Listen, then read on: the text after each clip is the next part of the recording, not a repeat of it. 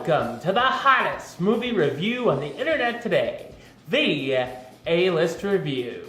I'm your host, the game changer, Wes Troop. And if you're wondering why I wasn't exactly uploading videos, new releases this week, well, if you didn't hear, I was in the hospital for a few days, and I'm on the road to recovery now. It's all good. It's all good so far, at least. And I was a little backed up. Life happens. So I'm going to do my best to get these videos of the new releases out to you as soon as I can.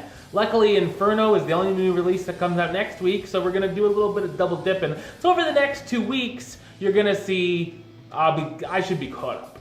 But anyway, I went out of the hospital and into the theater, because that's how I roll. But ladies and gentlemen, I'm going to give you my review of the 2016 horror film, God That I Hate the First Movie, but I heard a lot of good things about this movie, so this was the first one of the week I checked out, surprisingly. I was sort of going to leave it for last, but yeah, I heard good things, and I'm like, alright, let's do this thing. Ladies and gentlemen, my review of Ouija, Origins of Evil.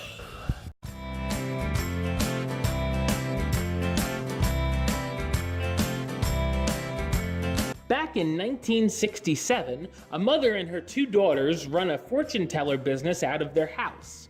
The business is a scam, as the mom uses props and tricks, along with the daughters pulling off a few stunts to make the clients believe they're communicating with their loved ones from beyond the grave. After playing with one at a party, the oldest daughter recommends the mom to pick up a new game called a Ouija board to use as a new prop for her act.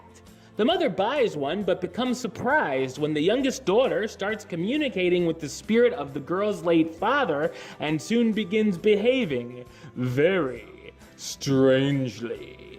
So what did I think of Ouija Origin of Evil? I thought it's a surprisingly entertaining horror prequel.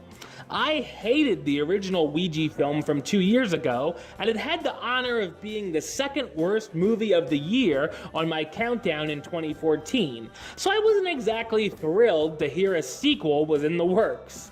Much to my surprise, this movie is a big step up and a huge move into the right direction. There certainly is an overabundance of possession movies in horror lately, but there are a number of things to separate this film from the other conveyor belt films. First off, the movie is a prequel and takes place in the 1960s and has an amazing retro feel throughout the whole film. There are touches that make it even feel like it was filmed in that decade, with some little touches such as a real change markings appearing. It also takes its time with setting up the story, giving us some time to get to know the characters, which is a good move, allowing for some character building. The backstory of the ghosts unravel throughout the film, and the audience figures out what's going on right along with the characters, and there are a number of surprises and twists. There are frightening images on the screen throughout the runtime, such as the girl with her eyes rolled back in her head and mouth wide open, just sitting and chilling on the couch, which can be unnerving. There's even a number of effective and necessary jump scares that got me a few times, even though I knew something was going to happen. There's even a few intentionally funny moments that work well. In its finale, all bets are off with who comes out alive, which is interesting as well. The story does have a connection to the first film with its characters, but it's certainly not necessary to have seen the original to understand what's going on with this one. Now, there are some cliches I could have done without, including some fake-out dream sequences, and the runtime feels a bit long, but overall I enjoyed the experience.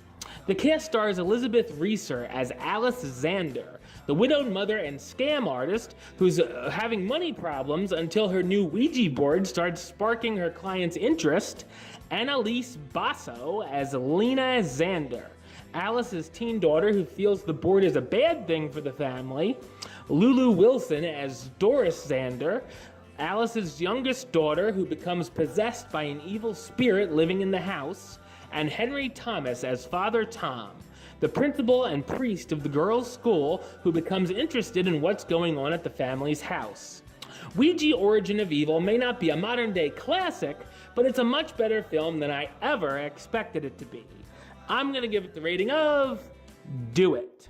Alright, well that's the show. I'll be back with another review very soon. But until then, don't forget to subscribe right here on YouTube. youtube.com/westside515. You can like the show on Facebook, facebook.com/westtroopaylist. And of course, you can follow me on the Twitter or the Instagram @WestAlist. Until next time, Troop out.